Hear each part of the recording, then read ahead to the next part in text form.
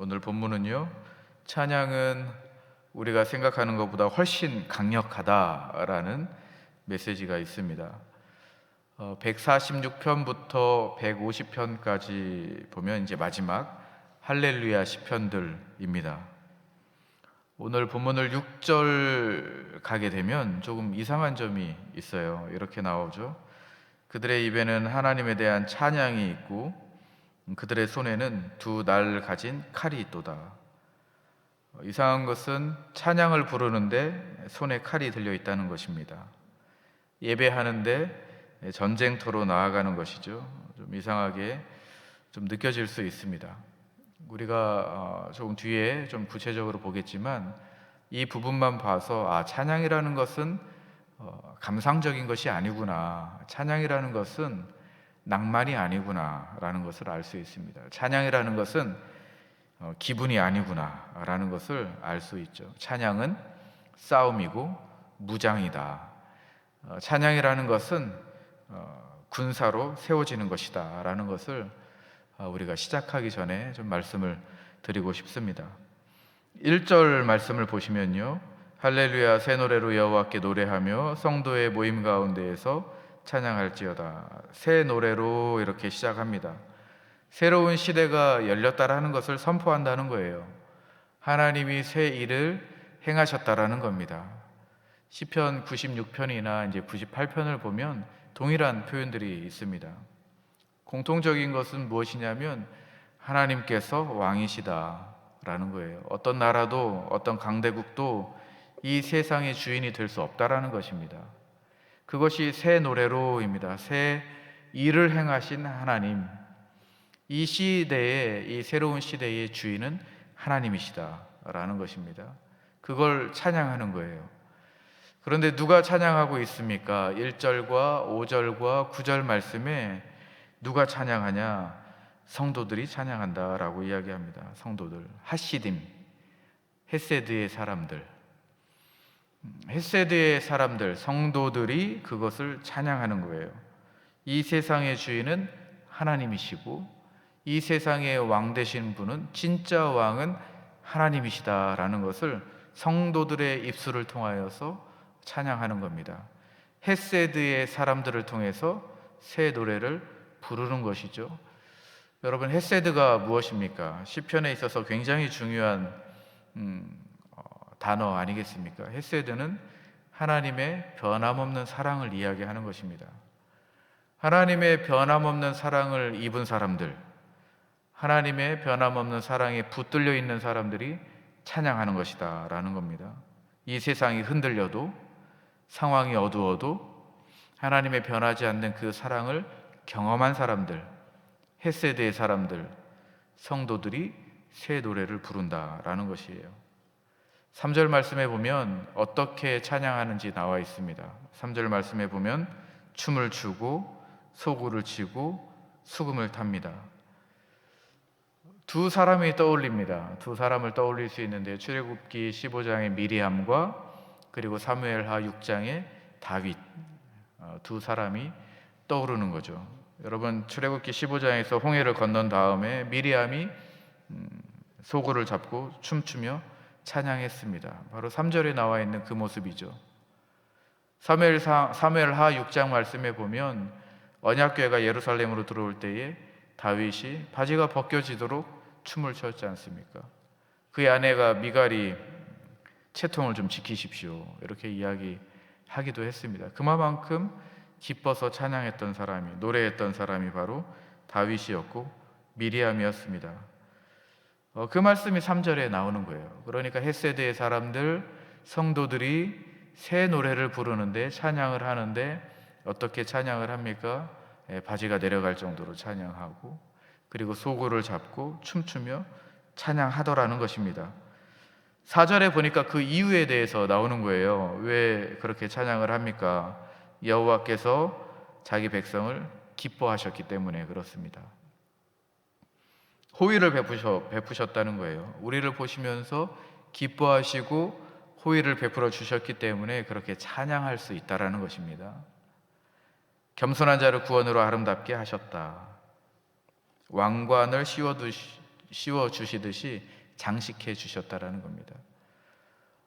구원을 아름답게 해주시고 그리고 기뻐하시기 때문에, 우리를 향해서 기뻐하시기 때문에 이 변하지 않는 사랑, 헤세드의 사랑을 손에 붙들린 사람들은, 성도들은 찬양한다라는 것입니다. 이것이 1절에서 4절까지의 말씀이에요. 여러분, 우리는 헤세드의 사람들입니다. 맞습니까? 하나님의 그 변함없는 그 사랑에 우리가 붙들려 있는 사람들입니다. 여러분, 우리가 그러면 이 헤세드의 사람들로서 어떻게 살아야 합니까? 룻기를 보면 그 힌트가 좀 나와 있습니다. 룻기를 보면요, 룻은 모압 여인이었고 남편을 잃어버렸고 낯선 땅에서 아무 연고 없이 시어머니 그 나오미 곁에 있었던 사람이 바로 룻이었습니다. 사람들 눈에는 그의 선택이 어리석다고 했습니다. 아마 우습게 생각을 했겠죠. 바보 같다라고 생각을 했을 것입니다. 그런데요, 그 보아스가 룻을 보면서 이렇게 이야기하죠. 룻기 2장 11절 말씀에 보면, 당신이 시어머니에게 행한 것과 당신이 행한 모든 것을 내가 다 들었다고 이야기합니다. 그리고 이제 3장 10절 말씀에 보니까 헤세드를 행하는 여인이다, 이렇게 이야기합니다. 문자 그대로 보면 3장 10절 말씀에 내가 처음보다 나중에 더욱 인애를 베풀었도다. 이 인애가 헤세드입니다. 그러니까 보아스가 룻을 볼 때에 처음보다 나중에 그 인애를 베풀었던 사람이 바로 룻이었다라는 것입니다. 룻은 하나님의 흔들림 없는 그 사랑을 경험한 사람입니다. 그런데 거기에서 멈춘 것이 아니고요, 이 룻은 시간이 지날수록 그 하나님의 헤세드가 채워졌던 사람입니다. 그 인애가, 주님의 그 인애가 처음보다 나중에 채워진 사람, 베풀었던 사람이 바로 룻이었던 사람입니다. 보아스의 눈을 통해서 그것이 증명되고 있는 것이죠. 우리가 이제 이 자리에서 묵상할 수 있는 것은 무엇이냐면, 우리가 헤세드의 사람들이라고 한다면, 우리가 하나님의 변함없는 사랑을 늘 경험하는 사람들이라면, 우리가 시간이 지날수록 우리 안에 인애가 채워지고 있는가, 우리가 인애를 베풀면서 살아가고 있는가를 우리가 늘 점검해야 합니다. 누가 알아주지 않아도 우리가 인애를 베풀고 있는가, 우리가 보상이 없이도 성실하게 주님의 그 인애를 우리가 베풀면서 살고 있는가, 우리가 점검해 봐야 됩니다. 우리가 지칠 때에도 포기하지 않고 하나님의 사랑을 살아내고 있는가, 우리가 점검해 보아야 합니다. 축복합니다. 처음 시간보다 시간이 지나면 지날수록 그 인애가 여러분들의 삶 가운데 채워지시기를 축복드립니다. 우리는 헤세드의 사람들이기 때문입니다. 이제 5절 말씀 보면 조금 이제 예상하지 못한 곳으로 우리를 이끌어 가는데요, 5절 말씀을 보면 성도들은 영광 중에 즐거워하며 그들의 침상에서 기쁨으로 노래할지어다. 눈 뜨면서 찬양합니다. 헤세드의 사람들은 침상 위에서도 기쁨으로 노래한다. 그리고 이른 아침에 눈을 뜨면서부터 찬양이 그 입에 있습니다. 그리고 이제 6절 말씀에 보면 분위기가 좀 바뀌죠. 그들의 입에는 하나님에 대한 찬양이 있고 그들의 손에는 두 날 가진 칼이 있도다. 쌍날 칼이 손에 들려있는 것이죠. 거룩한 전쟁을 이야기하는 것입니다. 하나님의 정의가 짓밟힌 곳에 찬양이 있고 거기에 전쟁이 있다라는 이야기입니다. 7절 말씀에 보면요, 문나라에 보수하며 철저히 심판한다. 이건 개인의 복수가 아니라 하나님의 정의가 실행된다라는 의미입니다. 우리가 이제 좀 풀어야 할 것은 무엇이냐면, 그러면 손에 들린 이 쌍날 칼이 뭐냐라는 거예요. 실제적으로 우리가 찬양을 하면서 칼을 들고 전쟁을 해야 되냐라는 질문 가운데 우리에게 주시는 답은 뭐 길게 설명을 하기에는 시간이 없고요, 히브리서 4장 12절 말씀입니다. 손에 하나님의 말씀이 들려 있는 것이죠. 하나님의 말씀은 살아있고 활력이 있어 좌우의 날선 어떤 검보다도 예리하다. 쌍날이거든요. 한 손에 하나님의 말씀이 들려 있어야 된다는 것입니다. 입으로는 찬양이 있고 한 손에는 하나님의 말씀이 들려 있어야 된다는 것입니다. 우리의 살아가는 이 세상 가운데는 영적인 전쟁터라는 거예요. 우리가 찬양하는 그 공간은 그저 아무 일도 없는 그 공간이 아니라 이런 영적 전쟁의 싸움에서 한 손에는 하나님의 말씀을 들고 우리 입을 통해서는 찬양이 있어야 된다라는 것입니다. 우리가 윌리엄 윌버포스를 잘 알고 있습니다. 18세기의 영국의 정치인이었죠. 당시의 영국에는 가장 큰 사업이 무엇이었냐면 노예 무역 사업이었습니다. 그래서 이제 윌버포스는 이들과 싸웠습니다.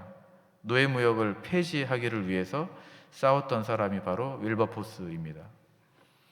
노예 무역을 원활하게 활발하게 했던 사람들에게는 매국노였죠. 큰 핍박이 있었습니다. 그래서 이제 윌버포스와 같이 싸웠던 동료들은 지쳐 쓰러졌습니다. 왜냐하면 그 시간이 한 26년 정도 되었기 때문입니다. 26년을 버텼어요.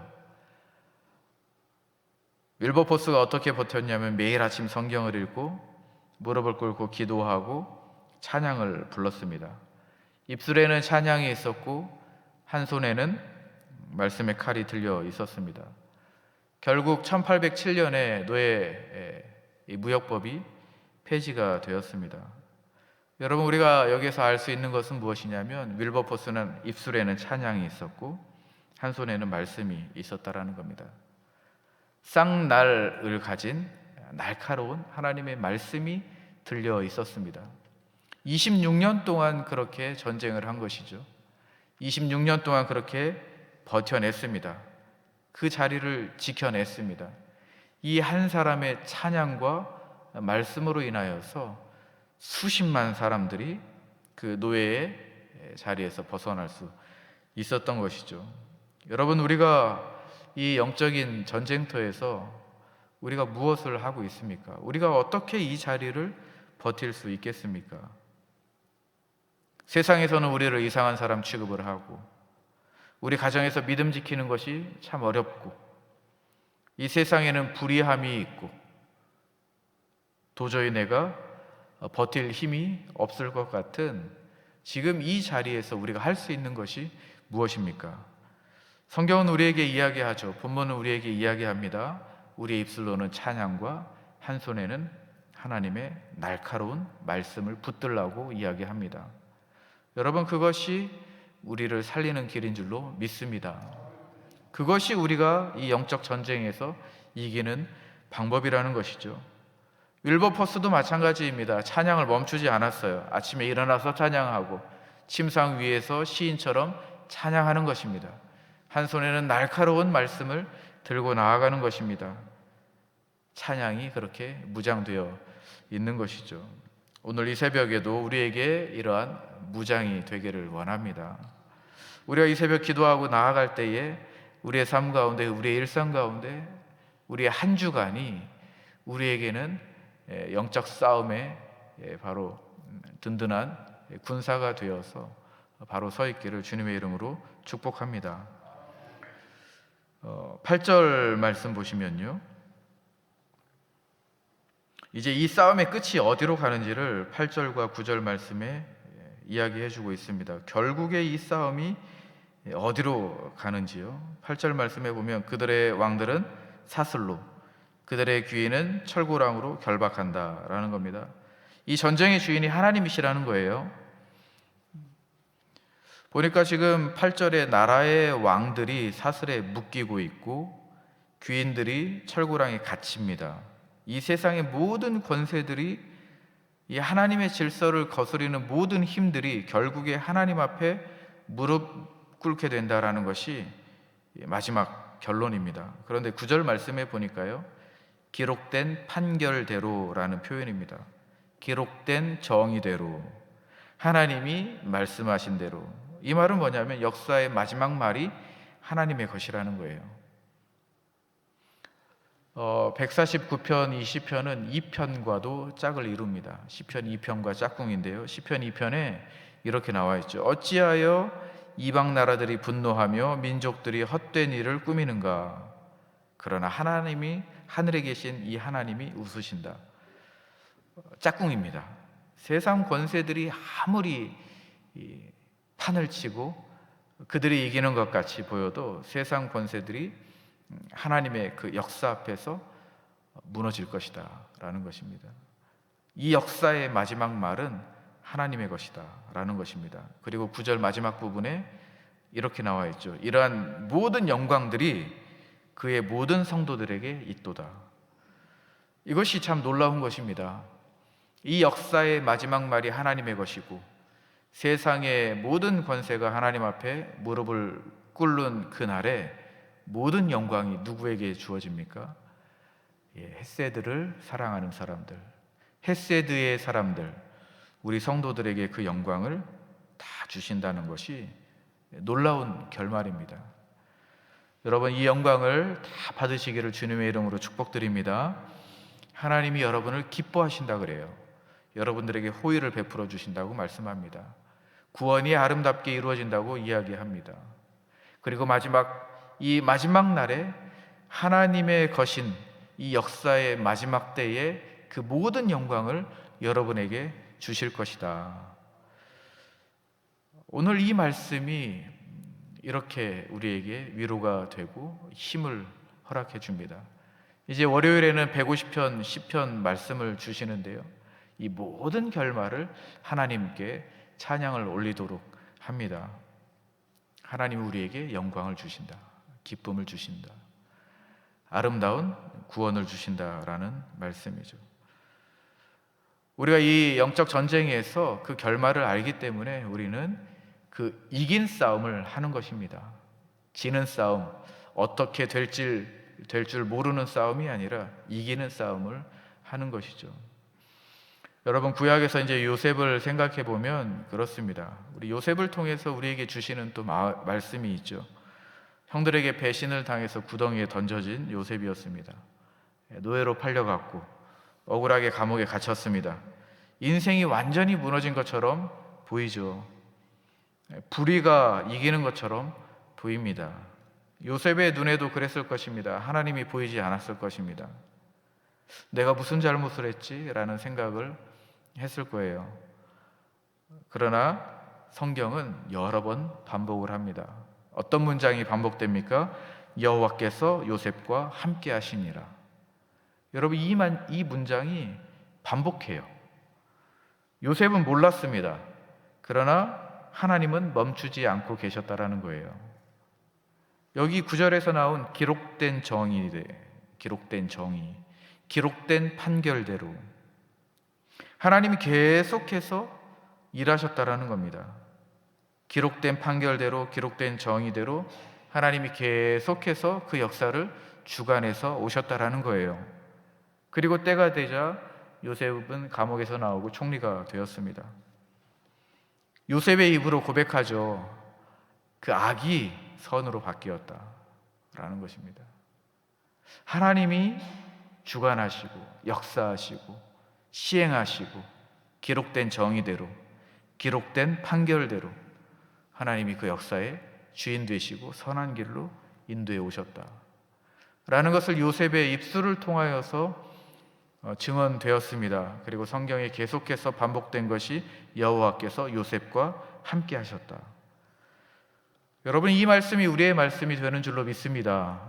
우리가 영적 전쟁을 할 때에, 우리가 일상에서 살아갈 때에, 우리가 이 세상을 살아갈 때에 하나님께서 우리와 함께 하시니라. 하나님이 우리를 위하여서 지금도 일하시고 역사하시고 함께 하시고 그 역사의 주인 되시는 하나님께서 그 결말을 이어가신다. 이긴 싸움을 우리와 함께 하시는 줄로 믿습니다. 149편을 우리가 이제 마무리하면서요, 우리에게 주시는 말씀이 뭐냐면 핵심은 이겁니다. 찬양과 싸움은 반대의 개념이 아니라는 것입니다. 찬양이 바로 싸움이다라는 것이에요.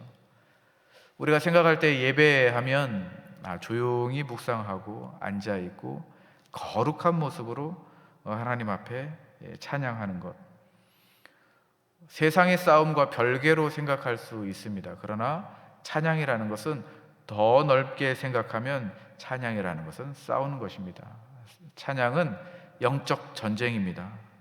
찬양은 이 세상을 향한 가장 강력한 선언입니다. 어떤 선언입니까? 진짜 왕은 하나님이시다. 이 역사의 주인은 하나님이시다. 어떠한 불의도 최후의 말을 하지 못한다. 역사의 마지막 말은 그 주인은 하나님의 것이다 라는 것을 찬양을 통해서 선포하는 것입니다. 우리 교회 안에서만 우리가 찬양하는 것이 아니라, 예배 시간에 특정한 시간만 찬양하는 것이 아니라 우리의 삶 자체가 그런 영적 전투, 찬양이 되어야 하는 것입니다. 칼빈은 이렇게 이야기했죠. 찬양의 목적이라는 것은 세상을 등지는 것이 아니라 세상 앞으로 나아가서 세상의 중심에서 하나님의 이름을 높이는 것이다. 역사의 주인 되시는 하나님을 높이는 것이 찬양의 목적이다. 여러분, 일상 가운데 하나님의 이름을 그렇게 높이시기를 주님의 이름으로 축복드립니다. 입술에는 찬양입니다. 한 손에는 하나님의 날카로운 말씀을 들고 매일마다 하나님 앞에 무릎 꿇는 우리가 되기를 주님의 이름으로 축복드립니다. 자, 말씀을 마무리하도록 하겠습니다. 여러분, 149편 우리에게 뭔가 하라 다그치지 않습니다. 우리가 누구인지를 말해주는 거예요. 우리가 누구입니까? 헤세드의 사람들입니다. 하나님의 변함없는 그 사랑에 붙들려 사는 사람들, 우리는 헤세드의 사람들입니다. 하나님이 보시기에 기뻐하는 자들, 아름다운 구원의 길로 가는 사람들, 그리고 역사의 주인 되시는 이기신 왕, 그 왕의 군사들이 바로 우리들입니다. 그 왕이 누구십니까?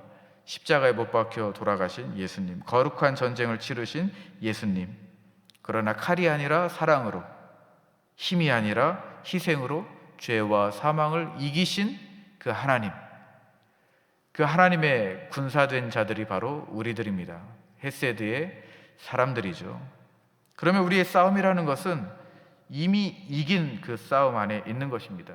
이미 이기신 분, 예수님 안에 거하는 것이 우리의 싸움이 된다라는 것이 결론입니다.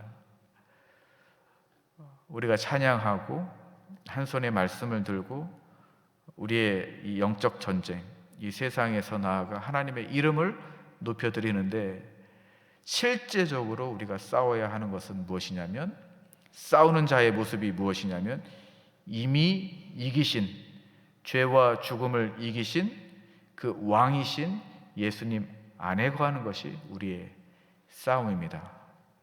세상에 나아가서 사람들과 싸우라는 말이 아니고 예수님 안에 어떻게든 그 안에 거하게 하는 것, 내가 어떻게든 그 안에 거하는 것, 주님 밖으로 벗어나지 않도록 어떻게든 내가 몸부림치는 것, 그것이 우리에게 있어서 영적 싸움입니다. 우리가 영적 싸움에서 진다? 그것은 주님과 멀어지는 것입니다. 오늘 하루도 주님 안에서 단단히 주님 안에서 그 자리를 지켜내시기를 주님의 이름으로 축복드립니다. 이것이 우리가 새 노래를 부르는 헤세드의 사람들의 노래입니다. 우리 이 시간에 하나님의 말씀 생각하면서 기도하겠습니다. 하나님, 우리는 헤세드의 사람들입니다. 하나님의 변함없는 그 사랑을 붙들린 바 살아가는 사람들입니다. 하나님이 기뻐하시는 자들입니다.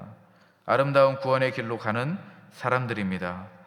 우리는 영적 싸움을 하는 사람들입니다. 그러나 이긴 싸움을 하는 사람들입니다.